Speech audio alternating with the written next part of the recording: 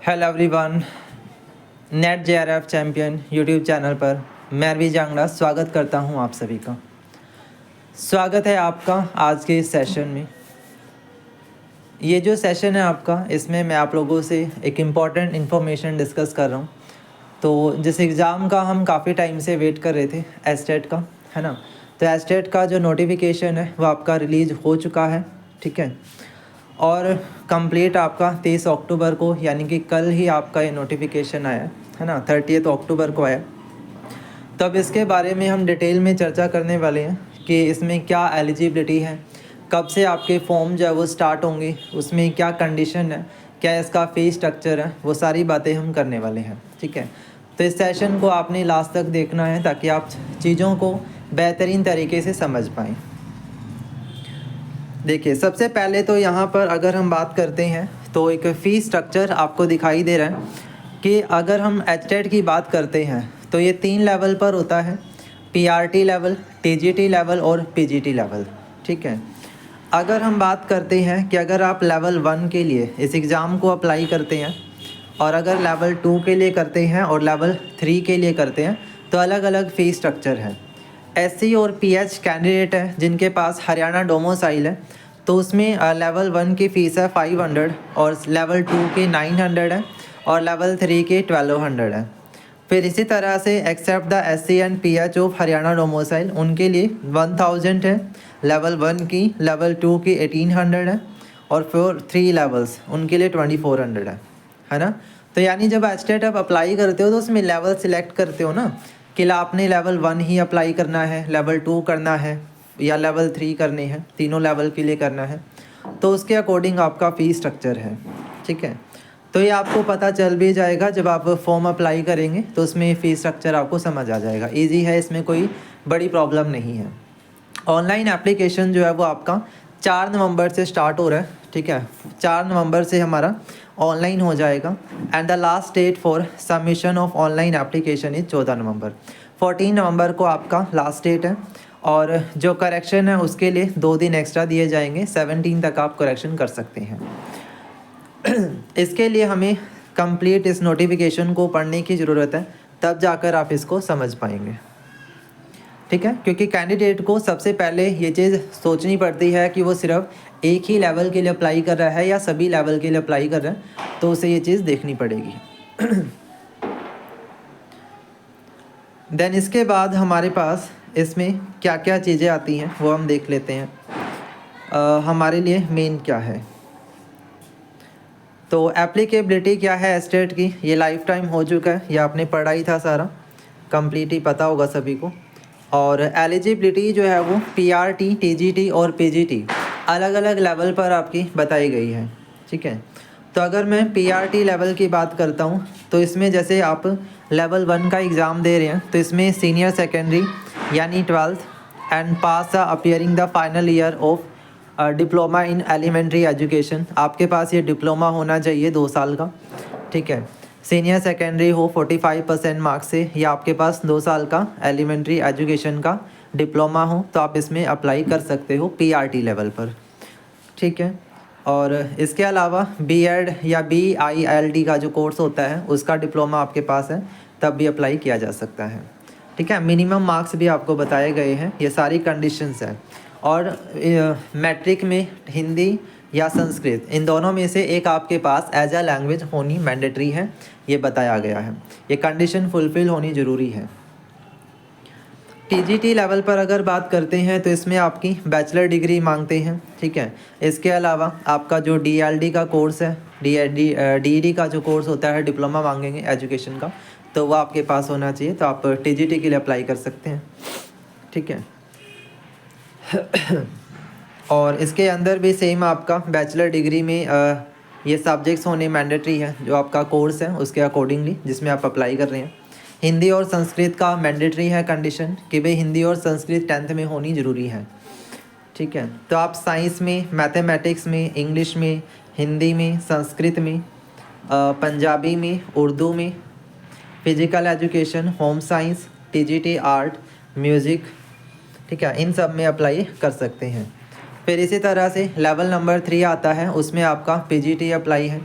इसमें English, Hindi, geography, home science, sociology, psychology, Punjabi, Urdu, history ये आ जाएंगे। और इसमें आपका पीजीटी होना ज़रूरी है, मतलब कि आपका पीजी डिग्री होनी ज़रूरी है, पोस्ट ग्रेजुएट डिग्री। और इसके अलावा बीएड होना चाहिए है, ठीक है। बीएड होगा तो आप अप्लाई कर सकते हैं। तो इसमें हमारा पॉलिटिकल साइंस है तो उसमें एमए इन पॉलिटिकल मांगेंगे या पब्लिक एड होना आपके पास होना चाहिए।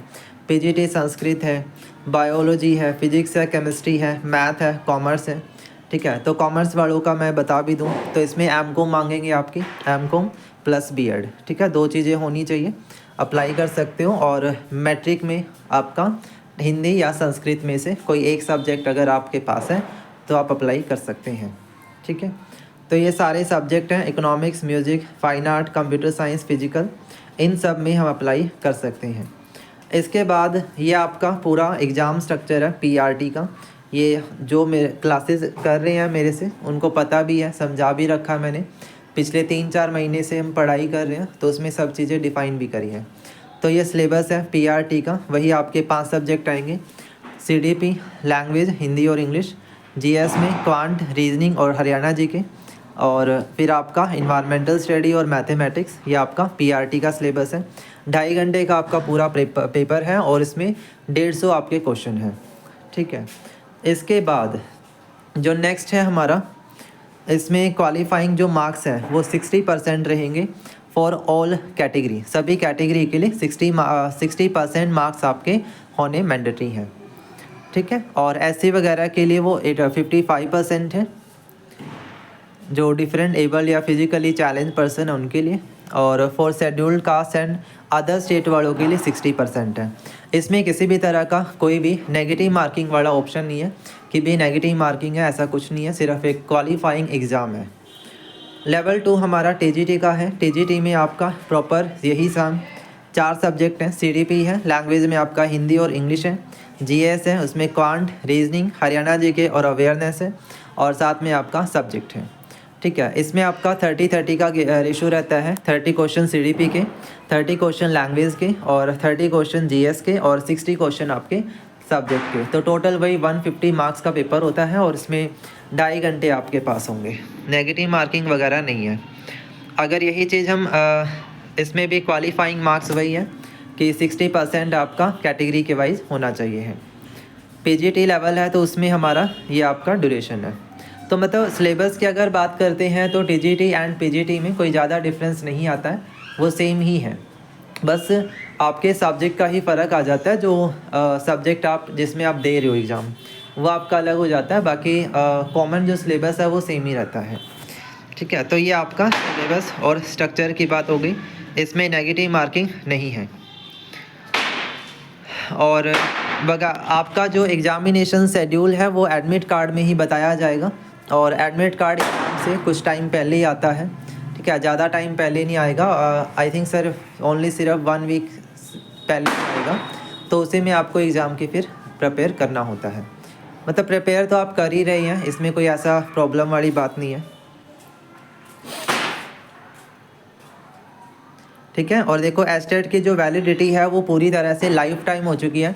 अगर आप एक बार एस्टेट को क्वालिफाई कर लेते हो तो वो वैलिडिटी आपकी लाइफ टाइम रहेगी। इसमें कोई ऐसा नहीं है कि भाई आप की कंडीशन हो जाएंगी, है ना। एस्टेट देना सिर्फ कंडीशन, कंपटीशन भी बहुत अच्छा है इसमें। अब आपको प्रॉपर तैयारी की जो है वो ज़रूरत है, ठीक है।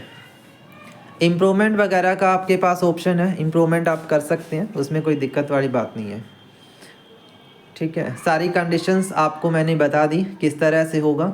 और एग्ज़ामिनेशन बेस आपका कैसा है, पेन पेपर बेस्ड है, यानी कि पूरा का पूरा OMR शीट पर बेस्ड आपका पेपर है, उसमें कोई ऐसी प्रॉब्लम वाली बात नहीं है। एडमिट कार्ड आपके ऑनलाइन हो जाएंगे, ठीक है। बाकी तो यही सारी चीज़ें हैं, फ़ोटोग्राफ वगैरह ये सब चीज़ें आपको ध्यान में रखनी है। जनरल जो चीज़ें हैं वो इसमें आ जाएंगी, ठीक है। तो आई होप सो आपको बुलेटिन समझ में आ ही गया होगा कि क्या है, ठीक है। इसके बाद तो सिलेबस ही है, वो आप लोगों ने पढ़ा ही हुआ है, किया हुआ है। चलो, तो ये तो मेरा आपका एक इंटरेक्शन जिसमें मैंने आपको नोटिफिकेशन के बारे में समझा दिया। अब अप्लाई करते हुए थोड़ा सा ध्यान रखिएगा कि किस तरह से चीज़ें हो रही है ना। थोड़ा सा इसको पूरा पढ़ के आपने आगे अप्लाई करना है। पूरा नोटिफिकेशन मैं आपके ग्रुप्स में शेयर कर दूंगा, जो आपके ग्रुप बने हुए हैं, ठीक है। और आपकी तैयारी जो है वो चली रही है, ठीक है। चलिए, थैंक यू सो मच, जुड़े रहिए चैनल के साथ और जो भी हमारे सोशल मीडियाज़ हैं उनके साथ कनेक्टेड रहें ताकि आप हमारी क्लासेस का भी हिस्सा बन पाएँ, ठीक है। चलिएगा, थैंक यू सो मच।